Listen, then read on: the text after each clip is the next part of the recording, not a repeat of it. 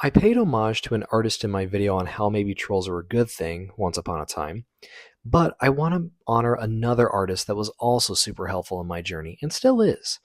So in this video for the Borealis Company, we're going to take a look at Jazza and how he uses a tried and true storytelling format, the hero's journey, in his videos. I do want to preface too, Jazza isn't the only art channel that capitalizes on this. In fact, the hero's journey is everywhere, so it'd be fruitless to even consider bogging it down to one person. Maybe Joseph Campbell for the credit, but that's a big maybe because who knows who would have come up with that before Campbell. You've got plenty of other YouTube art channels that do this, like 1000, David Cho, North of the Border, NerdForge, the list goes on. In fact, there are so many art channels on YouTube, there could be a separate YouTube of just art channels. So why Jazza? While a lot of art channels corner markets or find their niches in very specific mediums like acrylic or clay or wood, Jazza seems to have found a niche in experimenting with different art styles and techniques.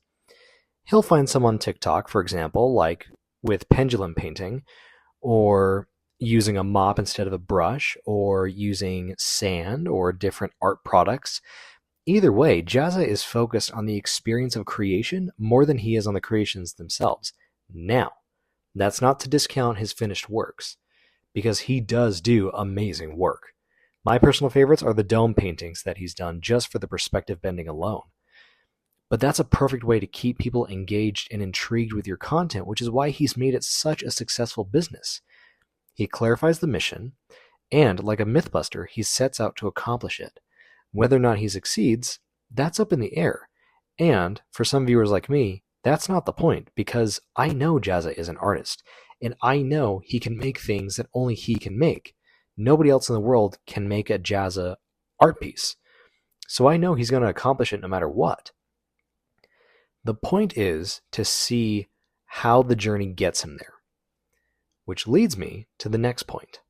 Part of it is the same reason why I enjoy Red Hung Yi, but the biggest reason for me on why Jazza is his ability to take the truth that this is way outside of his comfort zone, typically. I can't imagine that I'd be able to pull that off on my first attempt.